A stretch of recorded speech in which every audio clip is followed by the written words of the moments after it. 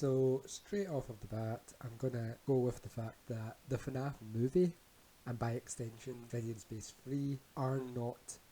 canon in the actual story. However, they do exist in much the same way that FNAF World does, as they are a film and a game which do in fact exist in the universe of Freddy's as part of the company's marketing. Now, Freddy in Space 3 would confirm to us the existence of several characters, which allows us to accurately depict where exactly in the timeline this actual story lands. We see Stanley in the Kawaii Zone, which shows us that the at least acknowledgement of his existence from the Silver Eyes proves that those events did indeed actually happen in some version within the canon. We also get references to Chipper, and we also get Fungal's Forest, where we see Souldozer, again reinforcing that Scott's games do in fact exist in canon, and also the fact that it is Fungal's Forest might bring to mind the mushroom suit which we get described to us in the Mimic. And the boss of this level appears to be Fungal Freddy, and although I can't actually find any actual references to a Fungal Freddy, the only two things that I can think of that relate closely to it are the Woodland event from FNAF AR, and also the fact that the suits would be fungal as they are rotting with the bodies inside of them. We also see Felix the Shark is present in one level, which tells us that in some respect the character is in actual fact canon within the game's universe.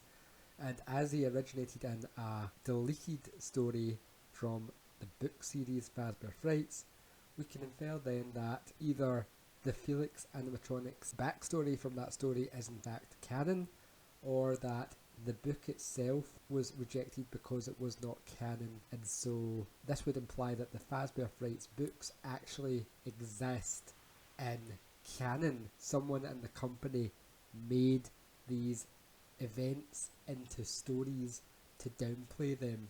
We also see the sea bunnies appear as bosses, and from what we gather from the character encyclopedia, there's a lot more going on in that story, and so it seems as if the evidence here is pointing me to the fact that the boy Rory, timeline wise, could work out to be the same Rory from Dataphobia, meaning that the sea bodies here are being shown to have a lot more importance than what we first believed. Within the Space Highway Zone, we get our boss, who is the Keytar Surfer, but clearly appears to be a version of Roxy,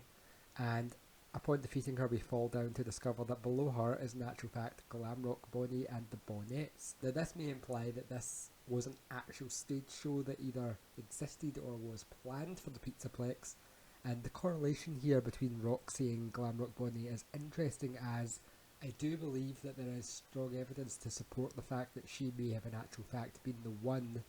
who decommissioned him. Moving on to the merch graveyard zone, now adding into canon is the Freddy pillow, as well as the Neon Fred plushies and the Chica Halloween mask. And so this scene transitions into the Magic Rainbow zone,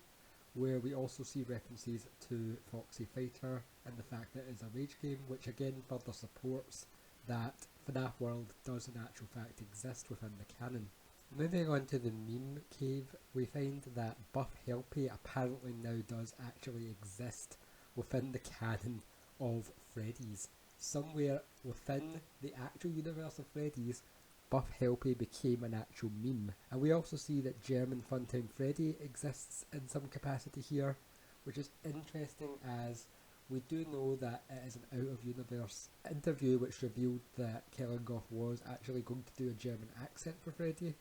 And so it is possible that somehow, in some respects, because all we get is a German clothes-wearing Funtime Freddy, so it does leave some leeway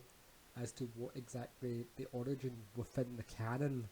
that German Funtime Freddy would be. Another interesting thing to note in this area is that as we fight the Buff Helpy boss, you can see in the background the bouncer snowman from FNAF World, and it does appear that the background of this level is in actual fact showing us the dusting fields. The final level that we have in this game is the Not Safe for Work Island, which basically confirms to us all that within the canon of Freddy's, the Toy Chica and Bonnie lusting, as well as the Foxy coming for your booty, are actually now things that exist within the actual FNAF canon. And we also get a secret hidden boss at the end of this level where we meet Mick Pilot Gregory. And this is interesting as it happens after we defeat the actual boss of the level, and so it's questionable whether this is actually intended to be a part of the game, or if this is actually Gregory at this point infiltrating the game, as he considers himself a bit of a mech pilot now with the whole piloting of Freddy that he does. And it is interesting as mech pilot Gregory is not a not safe for work thing, it's a meme thing. So why it's in the wrong level may actually raise some actual points to show us that this is in actual fact not where it belongs. Our final boss battle appears to take place in what seems to be the Fazerblast arena, with DJ Music Man presiding over a party. And our final boss is implied to be Scott, based on the character design being the same as the one from Fury's Rage. However, we do know from the past that it appears that the FNAF World games are created by Mike. So this does raise the question of, did Mike survive FNAF 6, and is he still affiliated with the company or creating these games for them? Now this game does appear to have been created as promotional material for the upcoming movie, which we can infer based on the lore inconsistencies that we find within it, that this is a movie created by Fazbear's in order to discredit the rumours and change the details, as we see from the following. The film starts with a security guard fleeing what we can presume is the animatronics, and he is captured and locked into a device which lowers a saw-like contraption of a Freddy's head down onto him, and it can be inferred that this is in fact a device which is meant to be used to stuff the endoskeletons into the suits. The rotating saw blades that we see within the actual mask may actually not be a torture device, but are in actual fact the servos which function the animatronic's facial components, as we do see something very similar to this in FNAF Ruin. During the jump scare of the mini Music Men, we can see the same devices inside their mouths. We see that Dream Theory is mentioned, and that the logistics surrounding how ghosts work appear to function similarly in the film as they do in the games, as we see that ghosts can communicate through dreams, and also they appear to be able to communicate through pictures, just like we see in the Silver Eyes novels. We also find that certain people, such as Abby, are apparently spiritually gifted, and so can therefore talk to spirits without any extra added help. We also see that whoever has created the film either does not know the proper family trees of the Afton family, or has in fact just embellished it, as we see that Afton is supposed to have 3 children, Mike, Elizabeth and Evan. However, according to the movies, he has a daughter, Vanessa, who we know, based on all of the existing lore for the franchise, cannot be Afton's daughter. For even if you excuse the fact that it is possible, based on my timeline, Vanessa may well have been born before Afton got spring-locked, it is not possible for him to have been present in her life as her father,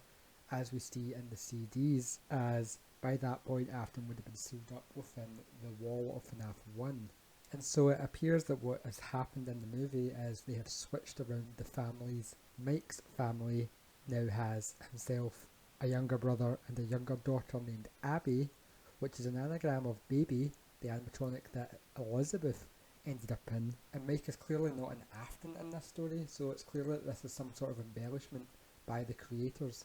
Either Mike is directly involved and is distancing himself from the Afton name,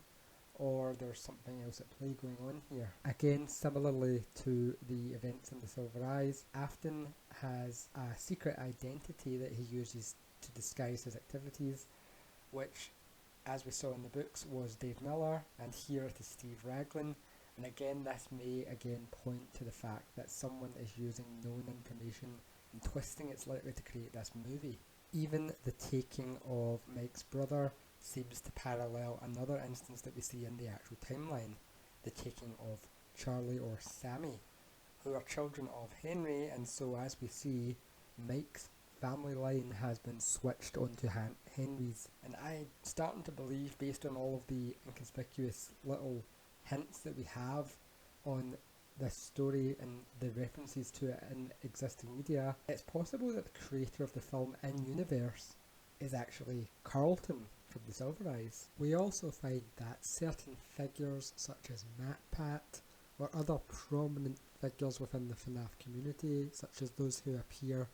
on the Employee of the Month board in the background of the film. The fandom does indeed exist in some capacity in the canon, and so although we don't know exactly what the extent of their existence is in the canon, MatPat is indeed canon along with various others. A gang is hired to go to Freddy's in order to discredit Mike in order for him to lose custody of his sister, and while they are there, the animatronics come to life as they have been known to do throughout the franchise, and then proceed to massacre the intruders. This may be a fabrication based purely by the company for the movie,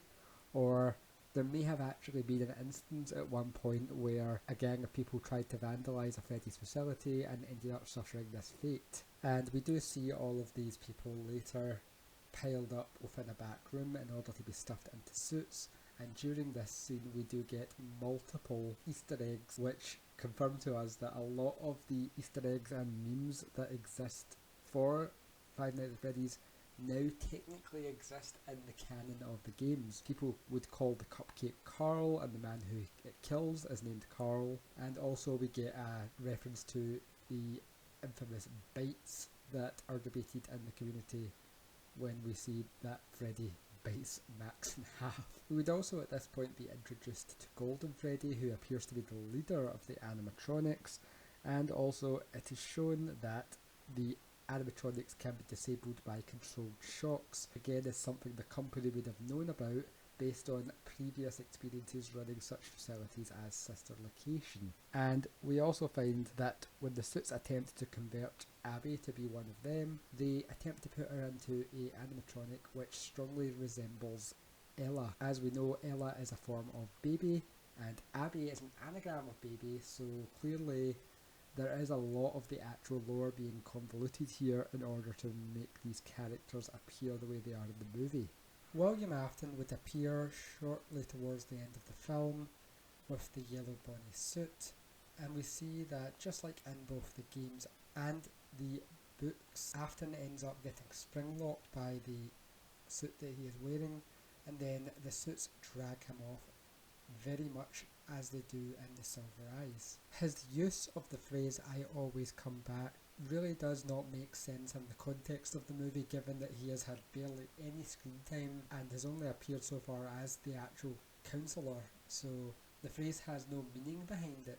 unless you take into account that this is a film created in universe for fans of the franchise. The film ends very open-ended, allowing us a lot of leeway for when the eventual sequel does get released, as it is entirely likely to have been planned out ahead of time that this was meant to be more than just one film in this series. And then we get the end credits, which also reveal to us that the living tombstone can technically also now be considered part of the actual FNAF canon.